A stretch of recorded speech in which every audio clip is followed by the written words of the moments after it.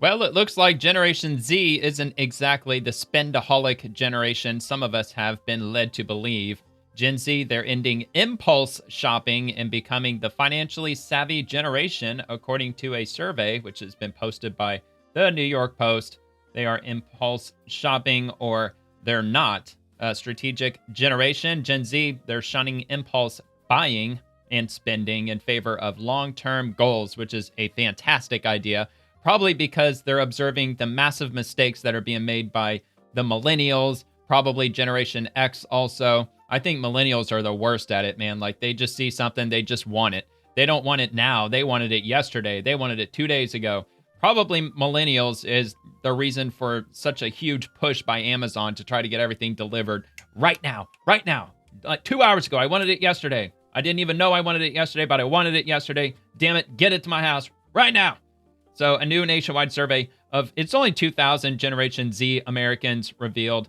But in those 2,000, 1 in 3, which is 33%, identify as planners who budget and also track spending and plan ahead, which we live in an era where it's easier than ever to track what you're spending. Everything's on your phone right now, especially when it comes to planning ahead, knowing how much money you have available.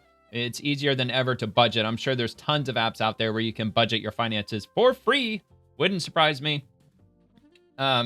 However, I'm still of the probably old school philosophy it's considered now that I prefer carrying cash because when you're spending cash, it's in your hand, it's tangible. It's not just digital numbers on a card where you just swipe, and you just don't really care what your balance is in the moment, leading to all that spontaneous spending that a lot of people get wrapped up in these days, especially buy now, pay later, afterpay, and all that shit that people are doing now.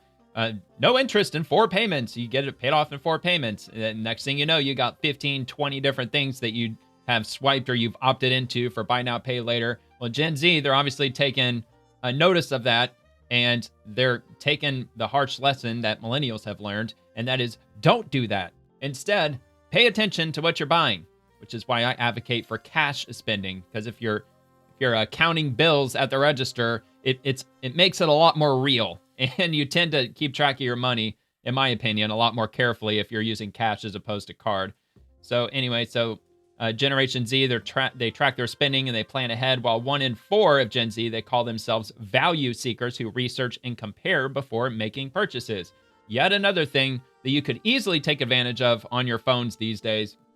Even if it's something as simple as going to the grocery store, like every grocer, national retailer, even regional grocer, they all have apps now. They have all of their sale items right there on the app, whether if they're buy one get one free, or if it's just a common sale item. If I shop Winn-Dixie, but mostly I shop Aldi. I'm sure Aldi, they probably have an app too. I don't know, but I do occasionally use the Winn-Dixie app because I like drinking fancy coffee, which costs a little bit more than your freeze-dried Maxwell House, but I only get it when it's on sale. If it drops below $8 a bag, I'll stock up on it. Otherwise, it's like $13 a bag, and I'm not crazy enough to spend that much money on a freaking 12-ounce bag of coffee. So, yeah, I look for deals when they can be found, and it's not that hard to formulate a habit on doing just that. Just organize your finances a little bit better and look for value where value could be found. Also, like not shopping in the shopping mall, maybe shopping at Goodwill if you want to be cheap enough, or maybe Burlington Coat Factory if you want a little bit of a step up above Goodwill.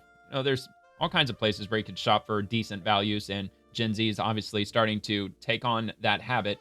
So that's compared to just 1 in 8 who rated themselves primarily as spontaneous purchasers, which means that they just buy whatever the hell they want and they don't give a shit, it's really nice to see a number that low at only 12% of Gen Z who actually find themselves spending like absolute buffoons. Because a lot of these social media influencers, that's what they try to advocate for. Just live for today. Spend all your money now. Who cares about tomorrow? You don't have to worry about tomorrow. Live for yourself today. You don't even know if there will be a tomorrow. All right, so contrary to stereotypes that paint Gen Z as frivolous spenders, the data revealed a generation that's thoughtful, intentional, and grounded in practicality. Conducted by Talker Research on behalf of Affirm, the survey found that today's young adults are focused on building financial stability. Thank God. Nearly two-thirds said they regularly think about their financial future, and 7 in 10, which is 70%, of course, described their approach to money as financially realistic. 43% said realistic, and 27% said a mix of idealistic and realistic. So that realism also shows up in how Gen Z manages their money. In the past year, nearly half, 45%, have contributed to savings, while 2 in 5 sought out rewards or deals, also created a budget, 37%, or found ways to earn extra income through side gigs or freelance opportunities. Well, plus there's a lot of people in Gen Z that are they're heavily in student debt, which pretty much forces them to have to live this lifestyle where they have to pay attention to what they're buying, what they're spending their money on. Should I keep ordering DoorDash, or should I go out to eat at least 2, 3, 4 times a week, or should I just learn how to cook at home? That sense of practicality extends into everyday life too. Nearly half, 45%, live with family or guardians. I mean, because the vast majority of Gen Z, they're still relatively young. I think Gen Z is still in their 20s, right, for the most part. And about half of respondents, 49%, actually, no, they might actually be getting into their early 30s by now. I don't know, man. Anyway, respondents, 49%, said their current living setup is a result of trying to save money. When it comes to food, nearly half of 45% mostly cook at home versus a small number who often order takeout. Only 9%. That is nice to see. That only 9% of those surveyed. Again, it's 2,000 people. It's not the entirety of Generation Z. It's only a relatively small amount, but still 2,000. That's a pretty good sample size. In travel, just 1 in 4, 26%, stick to strict budgets, while nearly half strike a balance between splurging and saving. Which I can't entirely blame them for that. When you're on vacation, especially when you're younger, you want to try to enjoy your vacation as much as you can, because you can't ever get out to where you're at. For most places where people vacation, it's the first time they're there. So they want to make the most of it. And really, the only way you can make the most of it is spending accordingly. For fitness, nearly half rely on free or low-cost workouts, such as outdoor activities or YouTube videos. Very smart. Thrifting is also common. Nearly 1 in 4 thrift or DIY home decor. 2 in 5, 40%, mix new and secondhand. And about 58% apply the same approaches to clothing. More than half, 52%, prefer fully in-person work, defying assumptions that Gen Zers desire to work from remote. And that was also something that I saw was surprising too, because I was under that belief too, that the majority of Gen Z, or just younger adults in general, they just prefer working at home because it's just more convenient, it's easier, it saves gas. In some instances, your car insurance is a little bit cheaper because you don't have to commute. Like it saves here, saves there. Plus, it's just the ability to just wake up and just, take your time. You don't have to get ready and go to work, like commute and all that shit. So, all right. So, yeah, that was surprising to see. When it comes to how they pay, Gen Z's approach was revealed to be equally intentional. Instead of relying heavily on credit cards, they use a mix of tools to stay in control. They're equally likely to describe credit cards as risky and helpful, both 22%, while nearly half said they feel most confident using debit cards. Yeah, debit cards, you're not going to get the rewards that a lot of credit cards try to, I don't know if I would say sucker you into using, but yeah, even financial institutions, even your banks or credit unions, I think they give you rewards for using credit as opposed to debit. Although, I don't know, I've always been a debit user myself too, because it just takes the money out right away. You don't have to worry about potential of overdrafting and all that nonsense. And when they use buy now, pay later options, only 14%, nearly half, 42% of Gen Z said they do so to spread out the cost of larger purchases. Another sign of careful spending rather than impulsivity.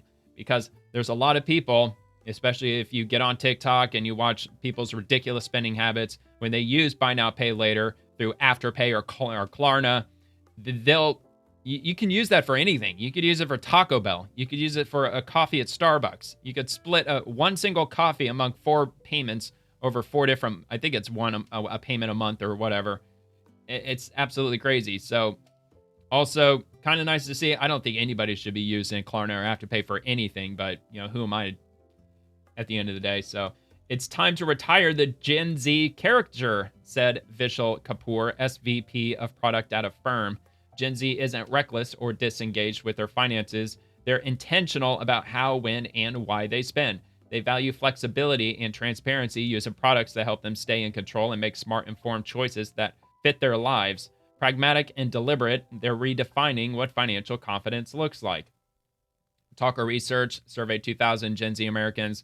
The survey was commissioned by a firm and administered and conducted online by Talker Research between August 21st and August 26th of this year. So it's a pretty current survey. And very good news financially speaking. I mean, it gives me a little bit more hope for the future of Americans, at least financially speaking, because all I keep hearing is just doom and gloom about how everybody's just maxed out on their credit cards.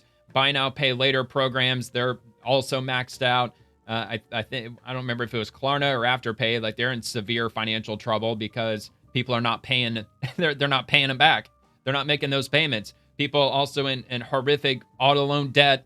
The negative equity is absolutely out of control. The amount of repossessions are at an all-time record high. I think on average, the banks, the lenders are like 8 months behind in collecting repossessions on vehicles for people who quit paying. So in other words, if you just quit paying for your vehicle, statistically, it's going to take them 8 months to pick it up because they're so backlogged.